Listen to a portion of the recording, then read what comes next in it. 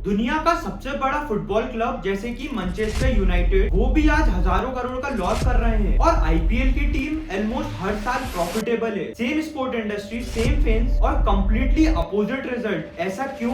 चलो जानते हैं इस वीडियो में। Every IPL season we all do the same thing. हम सब लोग बैठकर डिस्कस करते हैं कि कौन सी टीम ने बेस्ट प्लेयर लिया, किसने ऑक्शन में ओवर पे किया और कौन सी टीम पेपर पे सबसे स्ट्रॉन्ग लग रही है। बट एक चीज है जो लोग बहुत कम नोटिस करते हैं, आईपीएल को अभी तक 18 सीजन हो चुके हैं और इन 18 सालों में हर फ्रेंचाइजी अभी तक प्रॉफिटेबल रही है। ऑलमोस्ट हर टीम ने पैसा कमाया है। नाउ एट द फर्स्ट ये इतना बड़ा डील नहीं लगता है, लेकिन अगर आप वर्ल्ड की स्पोर्ट्स लीग देखो तो ये एक्चुअली में बहुत ज्यादा रेयर है। यूरोप के बड़े फुटबॉल क्लब्स जिनके पास मिलियंस ऑफ फैंस और ह्यूज इन्वेस्टमेंट है वो भी आज लॉस में है। फॉर एग्जांपल मैनचेस्टर यूनाइटेड ने लास्ट 5 सालों में 4000 करोड़ रुपए का लॉस किया है और फिर आईपीएल टीम जो साइज में तो छोटी है लेकिन ये टीम्स कंसिस्टेंटली प्रॉफिट बना रही हैं। So the big question is ये कैसे हो रहा है? ऐसा क्या है जो आईपीएल ने अलग किया है जो बाकी की लीग्स नहीं कर पा रही हैं? आंसर इंडिया की पॉपुलेशन या उनकी एक्साइटमेंट नहीं है। It actually comes down to the 3 smart design choices जो आईपीएल को दुनिया का स्मार्टेस्ट बिजनेस मॉडल कहा जाता है। सबसे पहले समझते हैं कि आईपीएल में टीम पैसा कैसे कमाती है। हाँ, टीम स्पॉन्सरशिप, टिकट सेल्स और मर्चेंडाइज से अर्न करती है,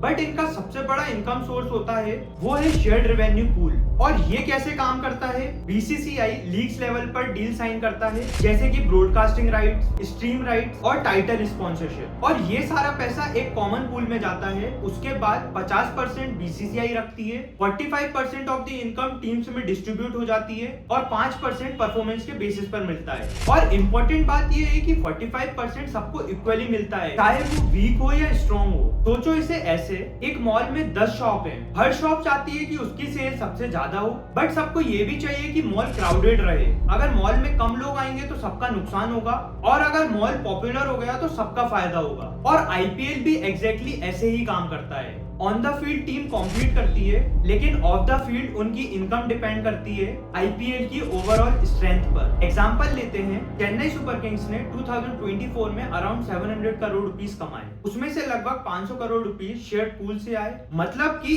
एक भी टिकट या स्पॉन्सरशिप बेचने से पहले उनकी इनकम सिक्योर थी। और एक और सबसे बड़ा इंपॉर्टेंट फीचर, आईपीएल में रेलीगेशन नहीं होता है। फुटबॉल लीग में अगर कोई भी टीम लास्ट आती है तो वो लोअर डिवीजन में चली जाती है और उसकी इनकम गिर जाती है। बट आईपीएल में ऐसा नहीं होता है, चाहे टीम लास्ट आए उसे अपना शेयर मिलता है। हर टीम का परमानेंट स्पॉट होता है और वो स्पॉट खुद में बहुत वैल्यूएबल होता है। अब आते हैं सेकंड फैक्टर पे जो कि है कॉस्ट कंट्रोल। सिर्फ पैसा कमाना इनफ नहीं होता है, उसे कंट्रोल भी करना पड़ता है। यूरोपियन फुटबॉल में क्लब्स अपनी सैलरी का अराउंड 60% ऑफ द इनकम अपने प्लेयर्स पे खर्च कर देते हैं और यही एक सबसे बड़ा रीजन है, इसी वजह से वो प्रॉफिट भी नहीं बना पाते हैं अगर उनका प्लेयर काम ना करे तो।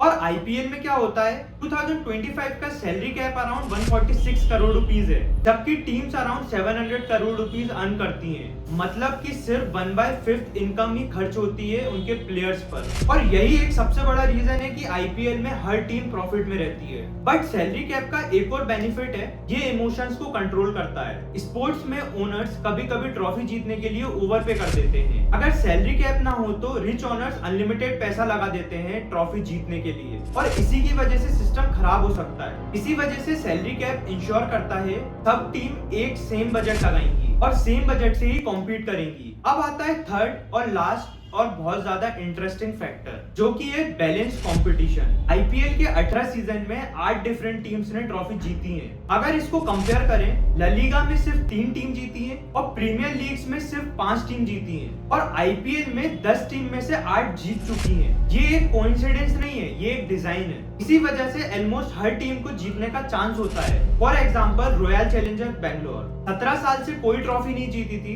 लेकिन ऑलमोस्ट उनके पास हर साल चांस होता था। वे प्लेऑफ्स भी पहुंची और फाइनल्स भी खेले। अब सोचो, अगर एक लीग में 2-3 टीम ही हर साल जीतती हैं तो बाकी के फैंस होप लूज कर देते हैं और जब होप चली जाती है तो इंटरेस्ट भी कम हो जाता है। बट आईपीएल में कहीं ना कहीं होप अलाइव रहती है और जब होप अलाइव रहती है तो हर मैच इंपॉर्टेंट लगता है। More important matches, more viewership, higher broadcasting value, higher money, और यही साइकिल रिपीट होता रहता है। इसी वजह से आईपीएल का पर मैच का रेवेन्यू टॉप लीग्स के अंदर आता है। NFL के बाद। अब थोड़ा रियलिस्टिक वाली बात भी करते हैं। IPL की ग्रोथ सिर्फ इस मॉडल की वजह से नहीं है, स्मार्टफोन्स, इंटरनेट ग्रोथ और स्ट्रीमिंग प्लेटफॉर्म का भी बहुत बड़ा रोल है। सब टीम्स परफेक्टली प्रॉफिटेबल नहीं है, कुछ न्यू टीम्स अभी भी इन्वेस्टमेंट रिकवर कर रही हैं और कुछ टीम्स शेयर्ड रेवेन्यू पर ज्यादा डिपेंडेंट हो गई हैं। इसलिए अब वो मर्चेंडाइजिंग और कंटेंट पर फोकस कर रही है। बट इन सब के बाद भी IPL की वैल्यू कंटिन्यूअसली बढ़ रही है। 2021 में न्यू टीम्स हजारों करोड़ में बिकी हैं। इन्वेस्टर्स स्ट्रॉन्ग रिटर्न देख रहे हैं और इसी के चलते ग्लोबल फर्म्स भी इंटरेस्ट दिखा रही हैं। और ये सब तभी होता है जब सिस्टम स्टेबल हो,